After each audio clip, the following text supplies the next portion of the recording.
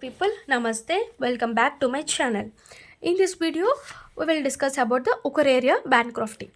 So Ukararia bankruptcy is an important university exam essay question. Generally it is for essay question. The Ukararia bankruptcy is caused by a lymphatic filariasis. It is a lymphatic filariasis. The vector is Aedes, Culex and Anopheles. All these mosquitoes, mostly Culex mosquito. So, what is the periodicity? So generally, these are seen at 9 p.m. to 4 a.m. means nocturnal periodicity. What is the life cycle? When this mosquito having a L3 filarial form, mosquito have L3 filarial form, which is infect form. When the mosquito bites to the man, then it deposit this filarial form depositing in skin. This filarial form, then after depositing in skin, it enters into the lymph nodes. After the migration of these L3 filarial form enters into the lymph nodes. In lymph nodes it develops into adult worm. After the adult worm, this adult worm in lymphatic system undergoes fertilization. After the fertilization, it directly forms larva. From adult worm, it directly get larva. That larva is called microfilaria larva, which is L1 larva. See, here filarial form is infect form, which is L3. Here microfilarial larva is developed in the in our body, and this microfilarial larva present in the peripheral blood. After the microfilarial larva in the peripheral blood, again another mosquito bite. This microfilarial larva enters into the mosquito. So this L1 larva, microfilarial larva, molts twice to form the L3 filarial larva. Again L3 filarial larva is infect to the man, infective form of man. This is the life cycle of Ukararia bankruptcy. What is the pathogenesis?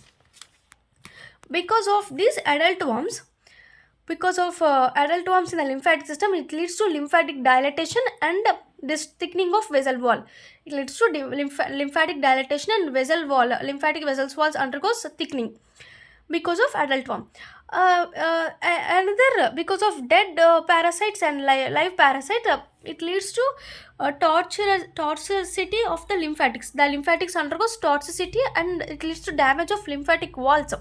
Because of toxicity and damage of lymphatic walls, it leads to edema in the limbs. Because of edema in the limbs. Because of only dead worms, the lymphatic vessels undergoes granulation reaction and fibrosis. It leads to lymphatic obstruction. This is the pathogenesis of lymphatic filariasis. So first pathogenesis is because of adult worm, it leads to dilatation and thickening of vessel wall. Next, because of live and dead bacteria, dead parasite, it leads to toxicity in the lymphatics and damage of lymph vessels. It leads to edema of the lymph. Edema. Dead worms because of dead worms leads to granulomatous reaction and fibrosis and leads to lymphatic obstruction. Next, clinical features. Clinical features of Ukararia bankruptcy is three types of clinical features. First one is lymphatic filariasis. Next one is immune complex mediated features.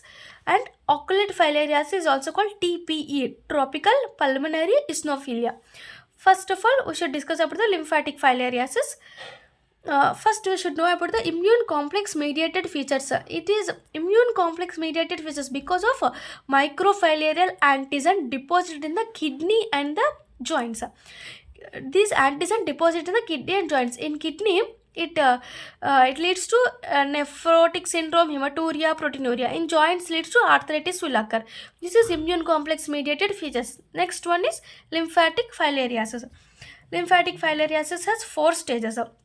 First stage is endemic normal. Generally, these filariasis presented in the endemic areas. Some persons is not infected by parasites because of insufficient exposure of this parasite, or they have immunological resistance. If we pre-patent period at the time of study, if when we are studying these parasite, if we study the parasite is in pre-patent period. If there is any pre-patent period, there is no infection by parasite, because of if we study at the pre-patent period, or if the person is resistant, if there is insufficient exposure. This is the endemic normal stage in lymphatic filariasis. First stage of lymphatic filariasis is endemic normal. Next three stages are,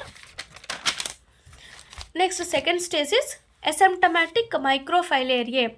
Here the person is asymptomatic. It generally present in endemic era. The person has no symptoms.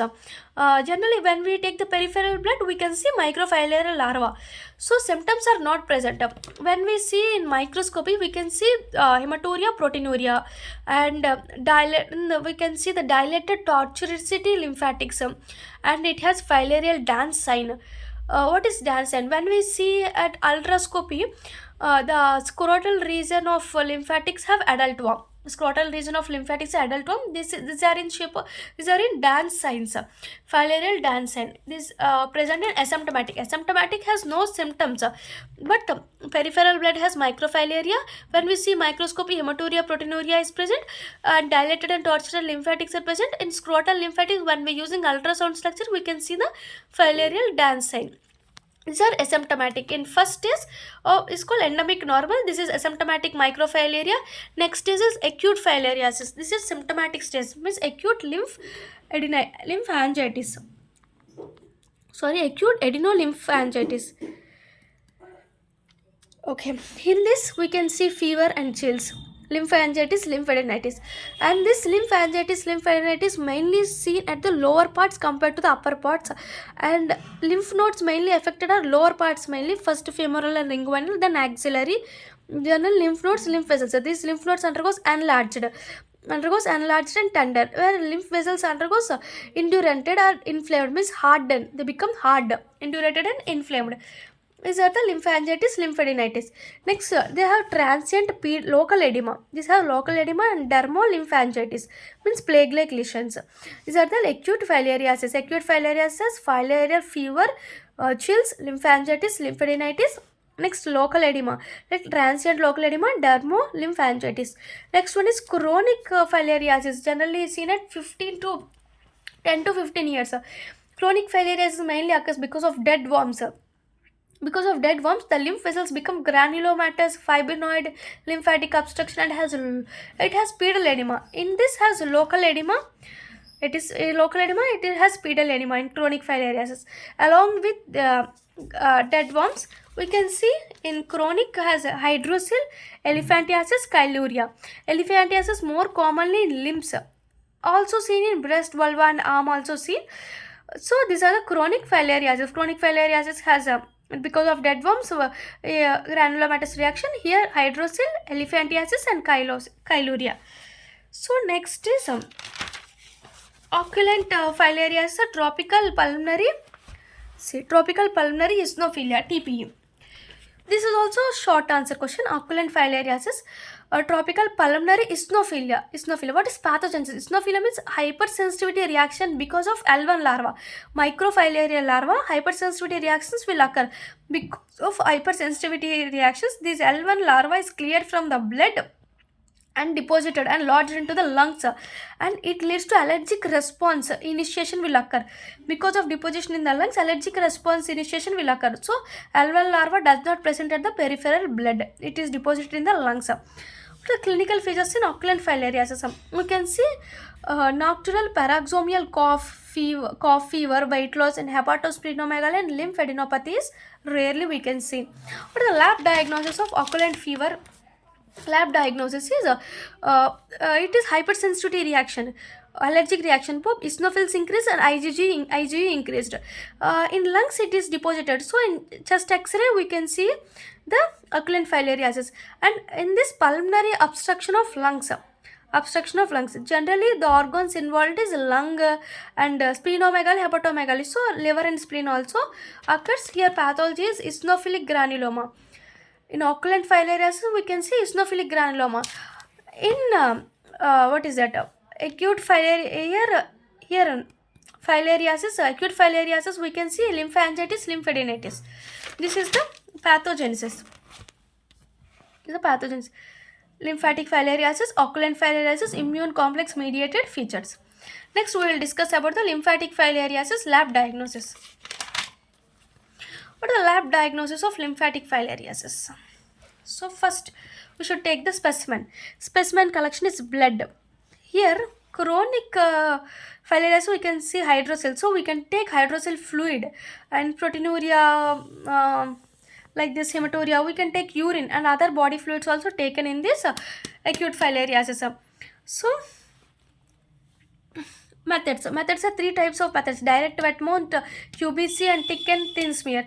In direct wet mount, we can see serpentine movements in of L1 larva. L1 larva undergo serpentine movements, and in QBC, next to thick and thin smear is peripheral blood. Here, thick and thin smear, when we using Leishmania strain or Gemsa strain, this is the L1 larva. It has a sheath. It has a nucleus, core nucleated, well capsulated, and up to this nucleus is present. But at the tip is no nucleus is present. No nucleus at the tip, tail tip.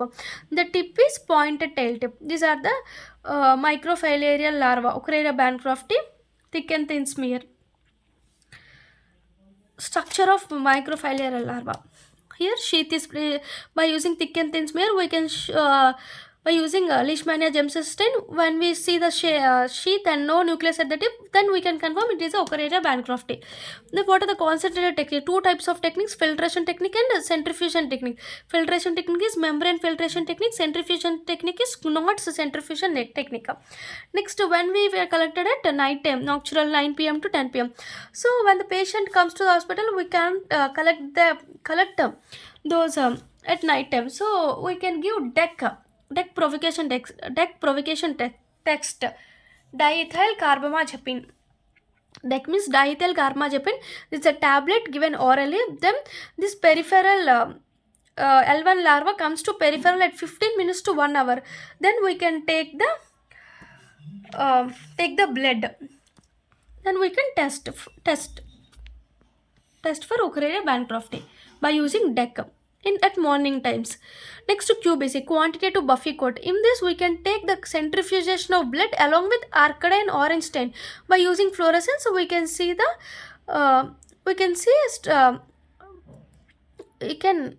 by using fluorescence we can identify the Ocreria bancrofti staining.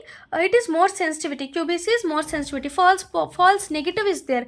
Sometimes it can these three like QBC, thick and thin smear, and wet mount sometimes shows false negative at occult filariasis. We can't occult filariasis is it is false negative. And chronic filariasis and endemic filariasis also. Next, wrong time of blood collection, we can see it is negative. Next, these are the methods. Next are antigen detection. Wait a minute. Next is antigen detection is ELISA ICT. Antibody detection is ELISA. Imaging radiations are X-ray and ultrasound. Ultrasound has the Dansen, X-ray has dead and calcified worms. Molecular methods has PCR, RT-PCR. Other methods because it leads to eosinophilia increased, IgG increased, biopsy by seeing adult worms, and urine. Urine has hematuria, proteinuria. Skin test is less specific. What is the treatment? The treatment is DEC, albendazole, ivermectin. 3 are given. What is 3? Albendazole, ivermectin, and DEC, diethyl carbamazepine. This is called triple regimen. What is the prevention? Prevention is anti-larval measures, anti-adult measures by using DEC also.